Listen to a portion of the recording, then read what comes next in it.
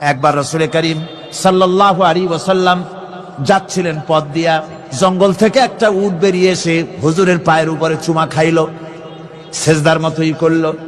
সাহাবায়ে কিরাম বলেন, ইয়া রাসূলুল্লাহ, জঙ্গলে উটের কি খুশকিসমত, হুজুরের পায়ের উপরে চুমা খাইলো, মাথা লাগালো।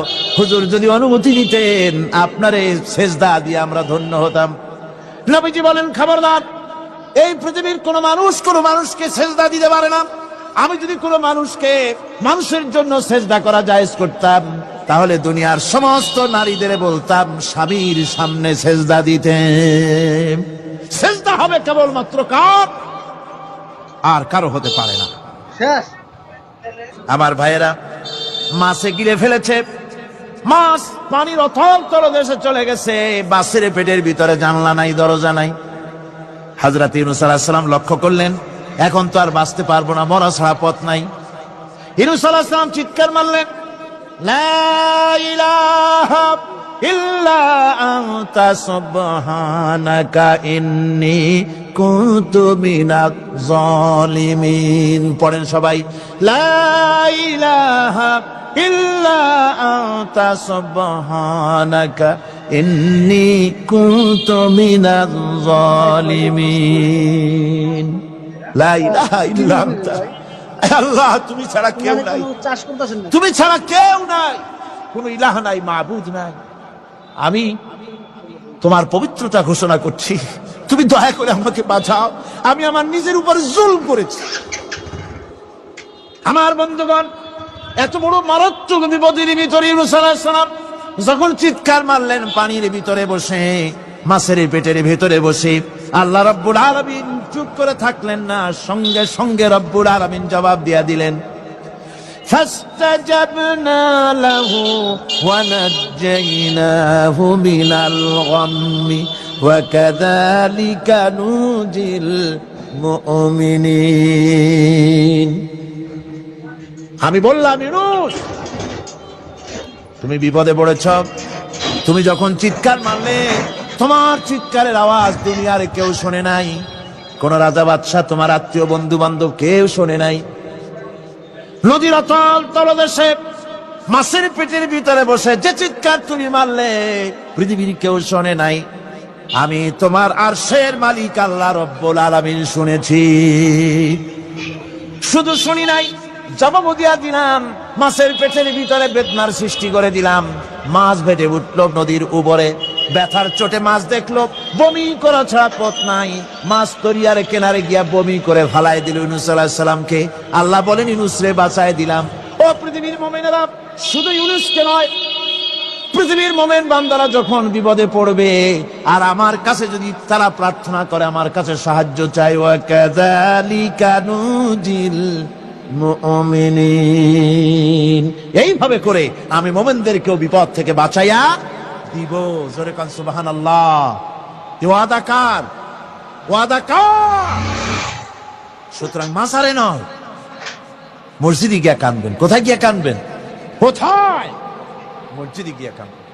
আমার বন্ধুগণ, আল্লাহ রাব্বুল আলামিন বলেন, ইয়ানসুরকুমুল্লাহু ফালা গালিবা লাকুম। আল্লাহ যদি তোমাকে সাহায্য করেন, তবে কোন শক্তি তোমাকে তার উপরে জয়ী হতে পারবে না, কেউ তোমাকে তার থেকে ফিরাতে পারবে না। আর যদি আল্লাহ তোমাকে জিল্লতি দেন, যদি তোমাকে আল্লাহ পাক লাঞ্ছিত করেন, তোমাকে কেউ সম্মান দিতে পারবে না। দেখুন, ইব্রাহিম আলাইহিস সালামকে নমরুদ আগুনের মধ্যে ফালাই দিবে। জিবরাইল বলছেন, ইব্রাহিম আমার কাছে সাহায্য চাও, আমি তোমার বাঁচায় দেব, আগুনটারে নিভাই দিব। কত বড় কথা, আমি বাঁচাই দেবো, আমার কাছে বলো না। ইব্রাহিম আলাইহিস সালাম জিবরাইলের কাছে সাহায্য চাইছে, কোন চেয়েছে? হযরত ইব্রাহিম বলেন, জিবরাইল, সাহায্য তোমার কাছে আমি কেন চাইবো? তোমার কাছে সাহায্য চাওয়ার প্রশ্ন ওঠে না, কারণ আমি এমন কোন অন্ধ আল্লাহর ইবাদত করি না যে আল্লাহ তার গোলামের দুঃখ নিজের চোখে না দেখেন। আমি আগুনে পড়ে গেলে, আগুনে জ্বললে পরে আমার আল্লাহ যদি খুশি হন, তাহলে এরকম আগুনে 1000 বার পড়ে জীবন দিতে আমি ইব্রাহিম রাজি আছি। ইব্রাহিম আলাইহিস সালাম আগুনে পড়ে গেলেন। আল্লাহ পাক দেখলেন ইব্রাহিম পাস করছে, কোন ডিভিশন? ফার্স্ট ক্লাস ফার্স্ট হয়ে গেছে।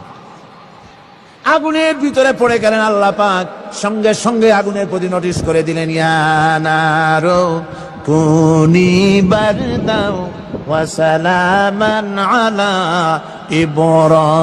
ইব্রাহিম। আগুন আমার ইব্রাহিমের জন্য শান্তিদায়ক, ঠান্ডা হয়ে যা। সুবহানাল্লাহ বিহামদিহি। এই জন্য আল্লাহ রাসূল বলেছেন, ইযা সালতা ফাসআলিল্লাহ, যদি কিছু চাও কার কাছে চাইবা? কে শিখাচ্ছেন? রাসূল। আল্লাহ রাসূল বলছেন, ইযা সালতা ফাসআলিল্লাহ, যদি কিছু চাও আল্লাহর কাছে চাও। ওয়া ইযা ইসতানতা ফাসতাইন বিল্লাহ, আর যদি কিছু চাইতে চাও, সাহায্য চাও, সাহায্য চাইবা আল্লাহর কাছে। কার কাছে? কোন মাজারে চাইবেন? কোন মাজারে চাইবেন? কোন কবরস্থানে চাইবেন? কারা কারা চাইবেন না হাত উঁচু করে দেখান। আল্লাহ পাক বলেন, আমি নূহকে তার কওমের জন্য অবতীর্ণ করেছি। নূহ আলাইহিস সালাম তার কওমকে ডেকে বলেছেন, হে আমার জাতি, হে আমার সম্প্রদায়, এক আল্লাহ ছাড়া তোমাদের কোনো ইলাহ নাই, তোমাদের কোনো মাবুদ নাই, উপাস্য নাই। এক আল্লাহর গোলামি করো, তার দাসত্ব করো। নূহ আলাইহিস সালাম এই দাওয়াত পেশ করেছে। হুদ আলাইহিস সালাম সম্পর্কে কোরআন বলছে, ওয়া ইলা আদিন আখাহুম হুদা قال يا قوم اعبدوا الله ما لكم من إله غيره।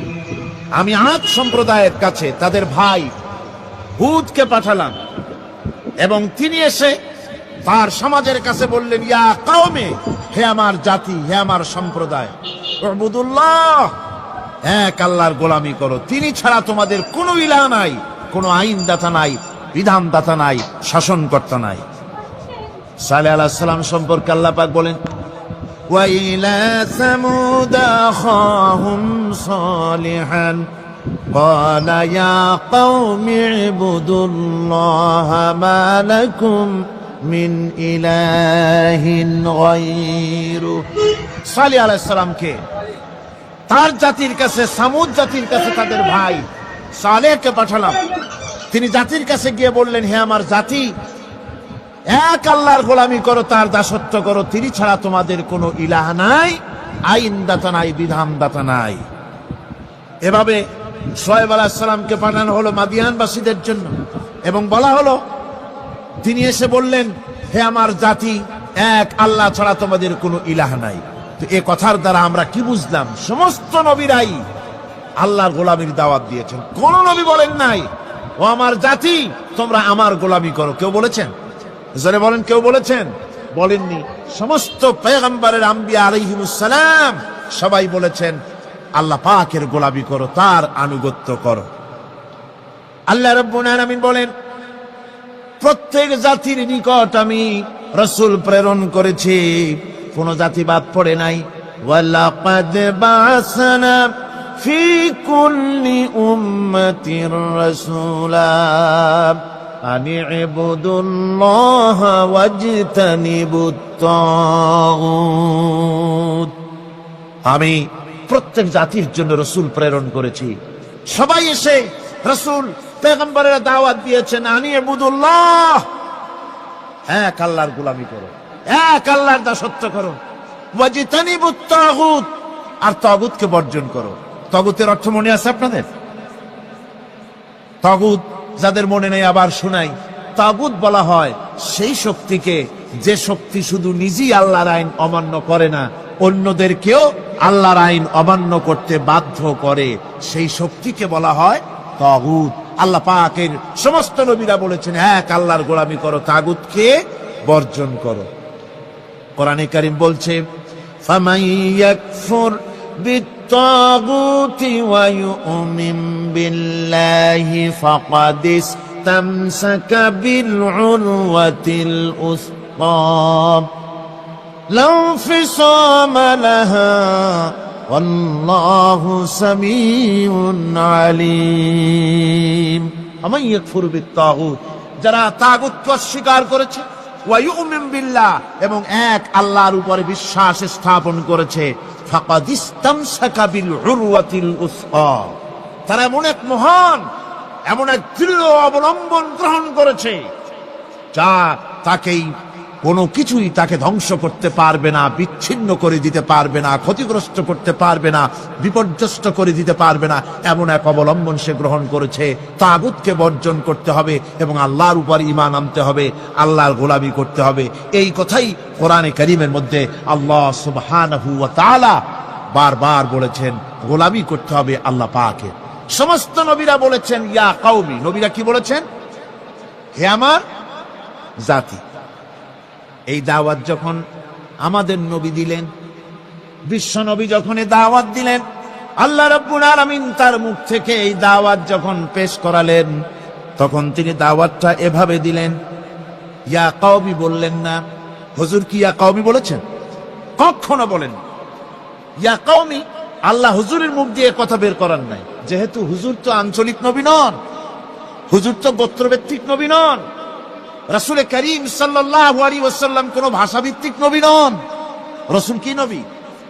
চিল্লায় কোন না। আল্লাহ পাক কোরআনে কারীমের মধ্যে বলেছেন, কুল ইয়া আইয়ুহান নাসু ইন্নী রাসূলুল্লাহি ইলাইকুম জামিআ।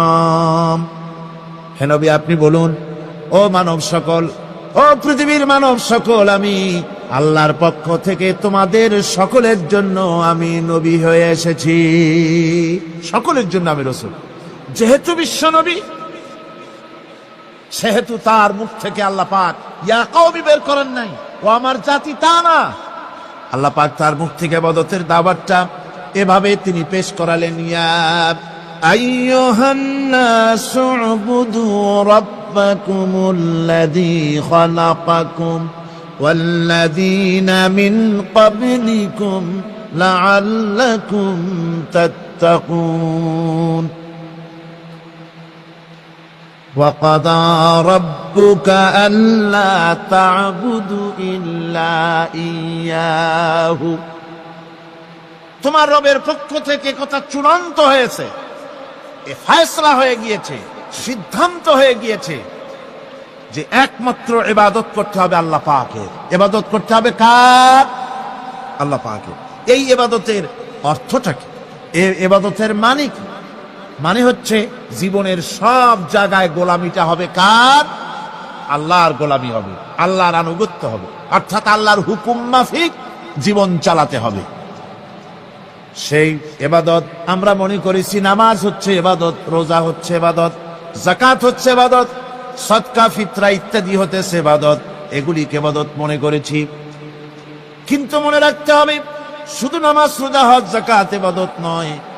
জীবনের মুসলমানদের সব কাজগুলি ইবাদতের মধ্যে হতে হবে, অর্থাৎ আল্লাহর হুকুম অনুযায়ী কাজ করলে তার নাম হবে ইবাদত। ব্যবসা করবেন, হুকুম মানবেন কার? জোরে কোন কার? জমিন চাষ করবেন, হুকুম মানবেন কার? আইন আদালত চালাবেন, কোর্ট কাছারি করবেন, আইন মানবেন কার? রাজনীতি করবেন, আইন মানবেন কার? সমাজনীতি চালাবেন, আইন মানবেন কার? জীবনের সব ক্ষেত্রে তার আইন মানতে হবে। আমরা এগুলিকে ইবাদত মনে করি না। আমাদের দেশের লোকেরা, এক শ্রেণীর লোকেরা এটাকে ইবাদত মনে করে না, ইবাদত মনে করে শুধুমাত্র নামাজ। আচ্ছা, নামাজ যদি শুধুমাত্র ইবাদত হয় তাহলে তার অর্থ কি দাঁড়াবে? তার অর্থ দাঁড়াবে এই যে 24 ঘন্টার ভিতরে নামাজ পড়তে সময় লাগে কতক্ষণ? কত? 5 ওয়াক্ত নামাজ পড়তে, উজু করে পবিত্র হয়ে জায়নামাজ নামাজ বিছায়া 5 ওয়াক্ত নামাজ পড়তে খুব বেশির বেশি 1 ঘন্টাই লাগুক। জি, 1 ঘন্টা, 100 ঘন্টা। তাহলে কি হলো অর্থ? অর্থ এই হবে 24 ঘন্টার ভিতরে আপনি 1 ঘন্টা 100 ঘন্টার জন্য আল্লাহর গোলাম, বাকি 22.5 ঘন্টা 23 ঘন্টার জন্য শয়তানের গোলাম হতে রাজি আছেন কেউ? রোজা যদি শুধুমাত্র ইবাদতের নাম হয় তাহলে তার অর্থ দাঁড়াবে 12 মাসের ভিতরে 1 মাসের জন্য আপনি আল্লাহর গোলাম। আর 11 মাস শয়তানের গোলাম কে কে হবেন? হাত তুলে দেখান তো। বোঝে নাই সেজন্য হাত উঁচু করছে। বাকি 11 মাসের জন্য শয়তানের গোলাম হতে কেউ রাজি আছেন? তাহলে বোঝা যাচ্ছে নামাজ রোজাই শুধুমাত্র ইবাদত নয়। যেমন মানুষের হাত, এটার নাম কি? এইটার নাম কি? এটার নাম কি? এক একটা অঙ্গের এক একটা নাম। চোখ, নাক, মুখ, হাত, পা, এক একটার এক একটা নাম। তাহলে মানুষটা কই? সবটা মিলে মানুষ, সবটা মিলে কি হলো? মানুষ হলো। অনুরূপ ভাবে নামাজ শুধু ইবাদত নয়, রোজা শুধু ইবাদত নয়, এগুলি হচ্ছে ইবাদতের অঙ্গ, ইবাদতের পার্ট। নামাজ, রোজা, হজ, যাকাত, সাদকা, ফিতরা, ভালোবাসা, মানুষের প্রতি ভালোবাসা, পরের উপকার করা, মা বাপকে মহব্বত করা, শ্রদ্ধা করা, ভালো কাজের আদেশ করা, অসৎ কাজের নিষেধ করা, এর সমস্ত কাজগুলো মিলিয়ে হচ্ছে ইবাদত। কথা বুঝতে পেরেছেন? এই অর্থে নামাজ পড়াও ইবাদত, নামাজ না পড়াও ইবাদত। রোজা রাখাও ইবাদত, রোজা না রাখাও। মনের মধ্যে চিন্তায় পড়ে গেছেন হয়তো এখন যে নামাজ পড়া তো ইবাদত বুঝলাম, না পড়া ইবাদত, এ আবার কোন ফতোয়া দিলেন? রোজা রাখা ইবাদত আবার না রাখা ইবাদত, এটা কেমন কথা বললেন? চিন্তা আসতে পারে। হ্যাঁ, কথা ঠিকই, নামাজ পড়া ইবাদত, না পড়াও ইবাদত। সর্বক্ষণ আপনি নামাজ পড়েন জায়েজ আছে, কিন্তু 24 ঘন্টার ভিতরে 3টা সময় নামাজ পড়া হারাম। কোন কোন সময়? ঠিক সূর্য উদয় হওয়ার সময়, ঠিক সূর্য মাথার উপরে থাকার সময়, আর ঠিক অস্তগামী হওয়ার সময়। এই 3 সময় নামাজ পড়া সম্পূর্ণ নিষিদ্ধ। এই 3 সময় নামাজ না পড়াটাই ইবাদত। আল্লাহর হুকুম মানতেছেন, নিষেধ করা হয়েছে নামাজ পড়ো না, পড়বেন না।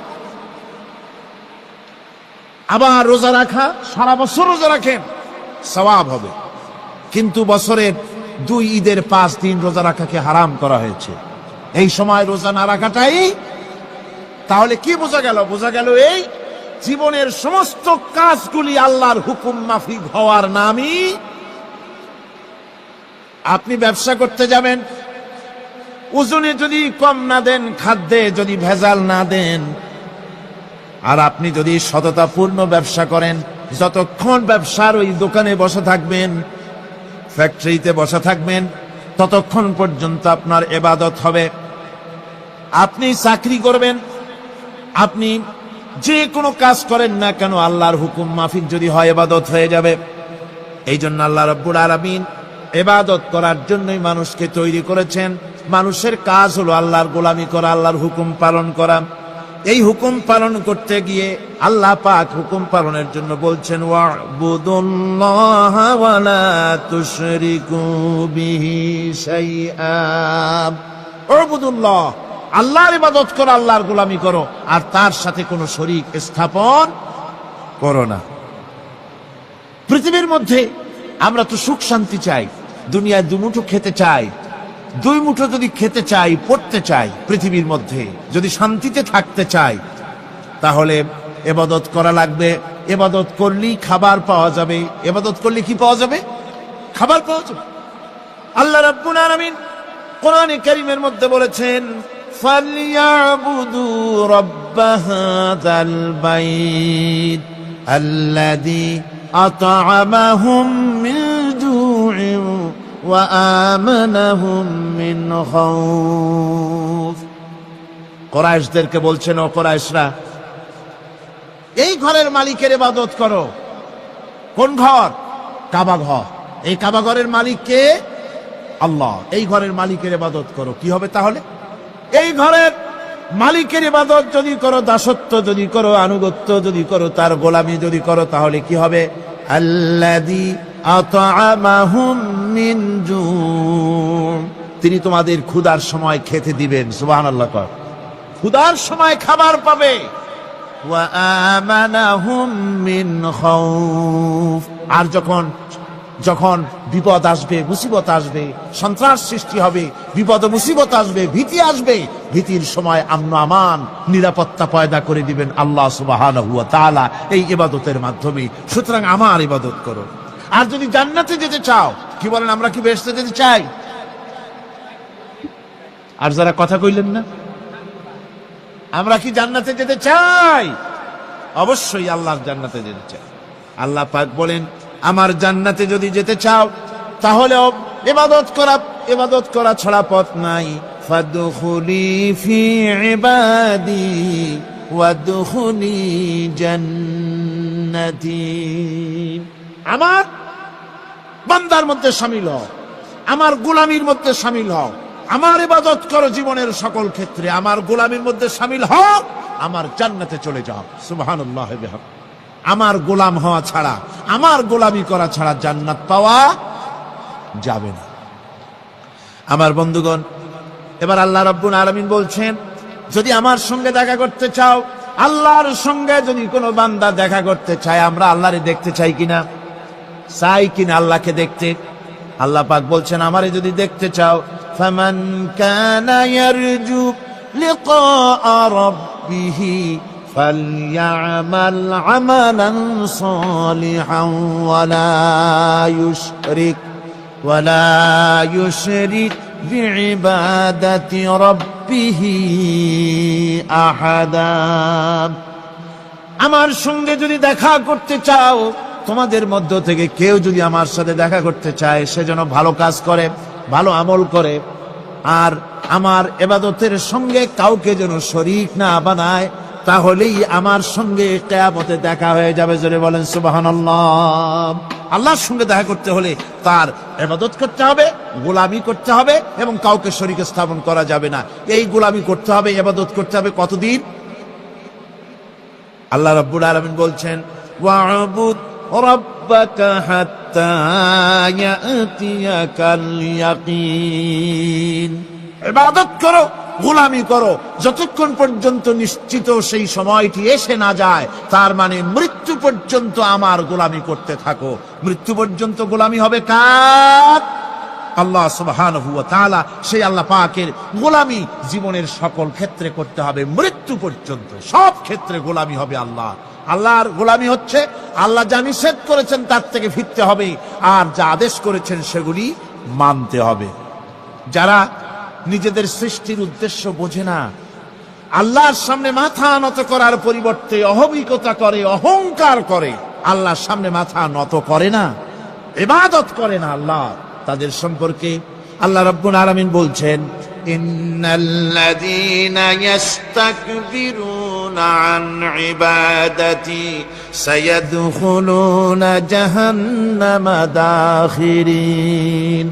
যারা আমি আল্লাহর সঙ্গে অহংকার করে, আমার ইবাদত করে না, আমার গোলামি করে না, আমার সামনে মাথা নত করে না, অহংকার অহমিকতা করে যারা জীবন চালায়, আমি কিয়ামতের দিন তাদেরকে লাঞ্ছিত করব আর জাহান্নামে পাঠাবো।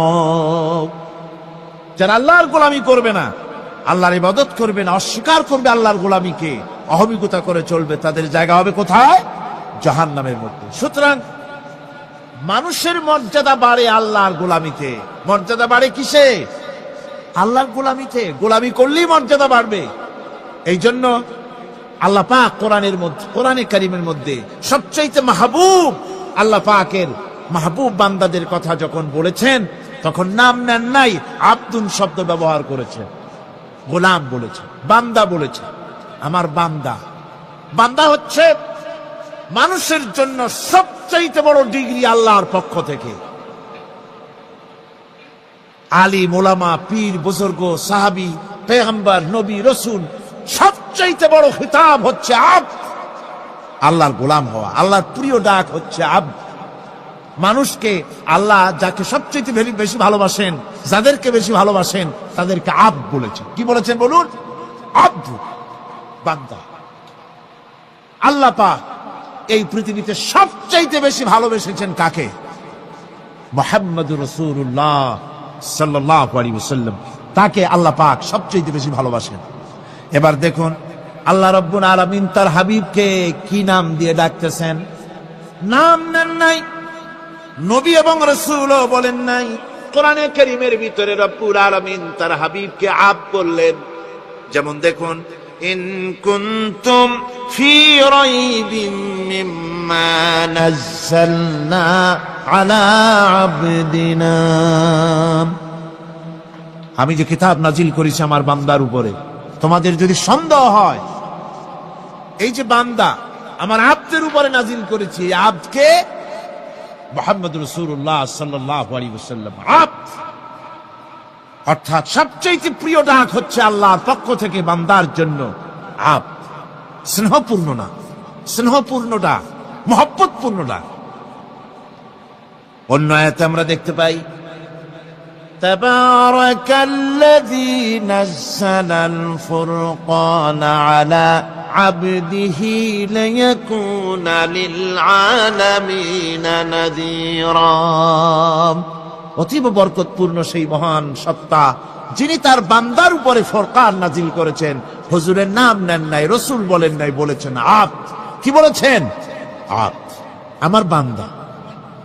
এরপরে আল্লাহ রাব্বুল আলামিন অন্য আয়াতে বলেছেন সুবহানাল্লাযী আসরা বিআবদিহি লাইলাম মিনাল মাসজিদিল হারামি ইলাল মাসজিদিল আকসা।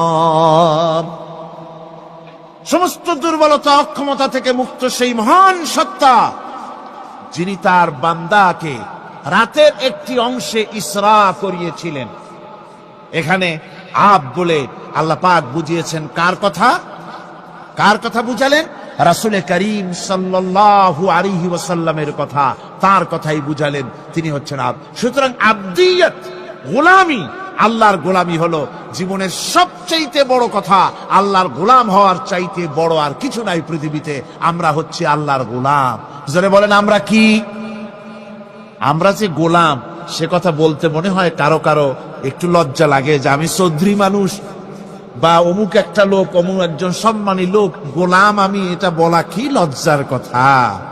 এরকম একটু মনে মনে কোনো অসুবিধা কারো হয় নাকি? জোরে কোন তো আমরা কি? কার গোলাম? সুবহানাল্লাহি বিহামদিহি, আল্লাহর গোলাম।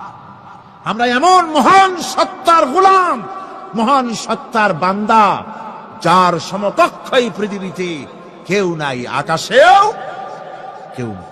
প্রচন্ড ক্ষমতার মালিক এমন এক মহান সত্তার গোলাম আমরা। সুতরাং গোলামিটা করতে হবে সব ক্ষেত্রে। গোলামিটা হচ্ছে না আমাদের গোলামি হচ্ছে না। আমাদের জমিনে আমরা জমিন চাষ করি, আল্লাহর গোলামি সেখানে করি না। জমিন চাষ করতে গিয়ে, লাঙ্গল দিয়ে চাষ করতে গিয়ে পরের জমিনের আইল ঠেলে না, এমন এলাকা খুব কম আছে। অবশ্য চট্টগ্রামের কথা ভিন্ন, এখানে ঠেলাঠেলি করে না।